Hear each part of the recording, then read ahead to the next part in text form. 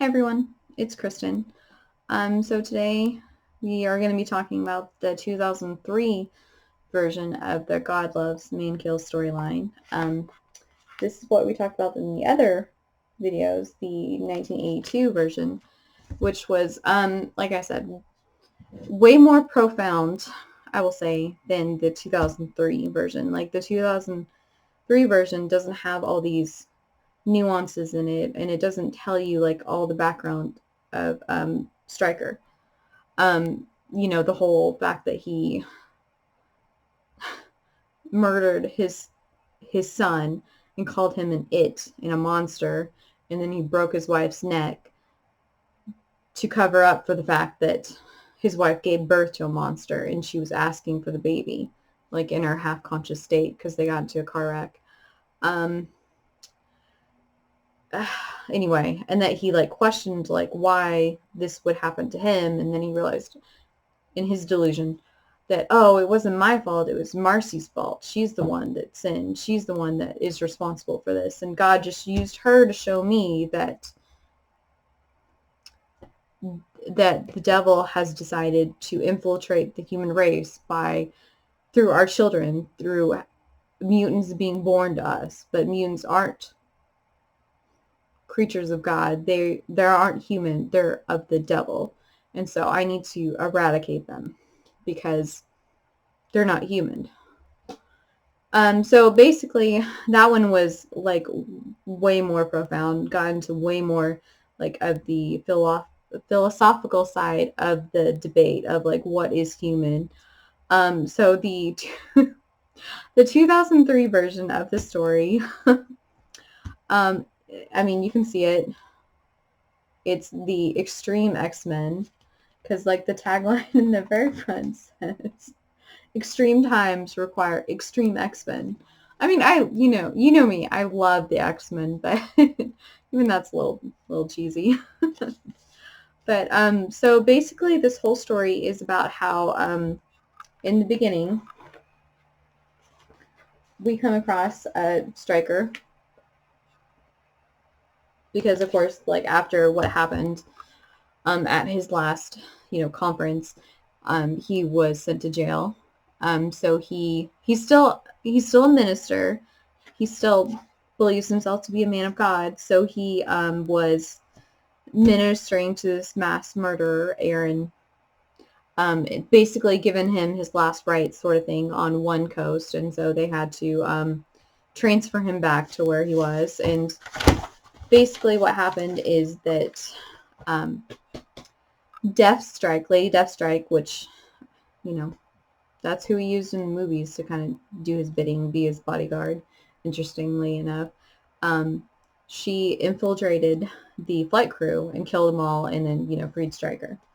And this was to, of course, he still is hell-bent on, excuse the pun, but on his plan to eradicate mutants, because he still believes that they're, a threat and that they're of the devil. Like I said, it's not talked about as much as in this one. It is mentioned, but it's not talked about as much. Anyway, so he and Deathstrike go after Shadowcat, which she's kind of the main person in the story, which makes sense because in the first story, when she first met Stryker, she was like 13 and he had pointed a gun at her, and he fully intended to kill her. And so we see her, in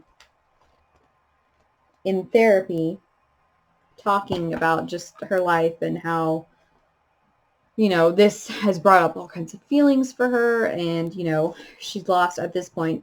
Colossus and Ileana Magic are dead. Of course, nobody stays dead, but yeah. And that, even though Stryker didn't do it, people who believe the same way he does, they did it. So that's the whole thing.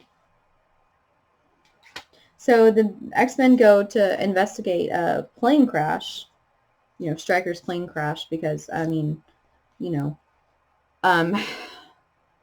they, him and Deathstrike, like, escaped from the plane, but, the X-Men went to investigate and see if they could, find him so that they could lock him up again.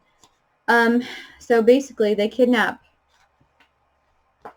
Stryker kidnaps Kitty, and he basically tries to break her. Like, he's like, who better to get close to one mutant than another? And with the proper public relations spin, who better to further discredit Charles Xavier and his precious X-Men? And Deathstrike says, suppose you cannot break her, then what? And he's like, she will serve my will because I serve the Lord. My God, my cause is righteous. As she believes herself to be a child of God, she'll embrace the path of glory of her own heart and have a full heart, and with a full heart, as I have. Faith can work wonders in the right hands. Let's begin. So, basically, like I said, they try to break her. And someone, like, as they're traveling, takes control of Deathstrike. Like I said, she is not immune. She's mostly like a cyborg. She has a lot of like robotic cybernetic parts to her. So someone takes control of her, and this guy says, we like our privacy in Mount Haven. This guy appears to her, but you're welcome just the same. I offer you salvation. So she's like, Stryker, I can't control it. Get out while you can. Basically, this kind of like is a whole, like I said, I like the original version better. This is kind of a little bit long and drawn out compared to the original version. Basically, Kitty gets sick, and so Paul, the guy who finds her, takes her to like the nurse, and the nurse is just trying to help her, but Kitty panics and actually phases through her and kills her. And that's when Stryker finds her, and he's like, even monsters have their uses. And she's like, I'm not a monster. And he's like, oh, really? Looking at the dead girl, and she's like, it was an accident. And he's like, does it really matter? You still killed her, basically. So basically, he wants her to fix this computer system that exists there. Basically to further his goals of, killing all mutants. Like I said, it's a little drawn out for me. And Deathstrike, she fights the X-Men because that's what someone has programmed her to do. And then for some reason, all the kids in the town start to get sick, and Bishop figures out it's nanites, and they breathed them in, and they're like trying to rewire their central nervous system. And of course, it's like at odds with their natural biological system, and so of course it hurts, and they're dying. And so Kitty, going through this town is like, starts to wonder, and Stryker, kind of prods that question of her too. Like, where are all the adults? Where are all the humans? There's only mutants here. Obviously, this town was here before all these mutants got here, so where are they? And they find them. They're like in a basement type. They're all dead. All of them. And they're like, what the heck? And so then Paul comes down, and he says, Kitty, like on this page right here, why are you arguing with it? Why is she arguing with Stryker? And she's like, what are you talking about? What it? I mean, he's a person. Even though he's a terrible person, he's still a person. And he's like, no, he's not. Because he has, like, every person has a soul, a light in them. And I see no light in him. So basically what happened is that prisoner Aaron that Stryker was ministering to was a mutant. And they were performing all kinds of, like, mass, like experiments on him because of the fact that he was a mutant. And this computer system, like, it's an artificial intelligence system, could see that he was the only mutant. He had a light in him, and nobody else around him had this light. And I think part of it is because, you know, to this artificial intelligence, it seemed like all the other people were bad people because they were doing all these experiments on this mutant. And so therefore, seeing that he was mute, he was the only one that had a light. So basically the computer system bonded with this murderer they were experimenting on to save him. And ever since then, he can see who's immune because they have this light in them. And so if they don't have a light in them, he considers them not human because they don't have the light, they don't have a soul. So it's basically the opposite of Stryker.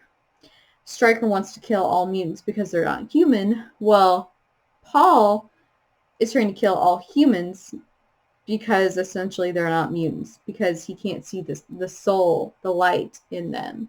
So that's what happened to all the townspeople, is that they went there, they founded this town, and anyone that has come into the vicinity, you know, that's not a mutant, they killed them, or he killed them, and hid them in this basement because they're not human. So basically, and what he also was trying to do is he released the nanite bombs to basically get in everyone's system so he can rewrite their system so he can connect them to himself so that everyone can think like him, so they can be of like one mind, so to speak. And of course Kitty is like, wow, you're taking away everything that makes them human, you know, their individuality, their personalities, their, you know, hopes, their dreams. You know, you can't do that. Like, this is the opposite. And Stryker always also says, you know, like, see, this is what I'm trying to defend the world from. I'm trying to defend the world from basically like looking at the body count, all of this. And you know, like I said, it's the opposite of him. You know, this Aaron guy is killing all the humans because they're not mutants. So basically, something happens, like the whole system for the whole town, like, is crashing. And basically,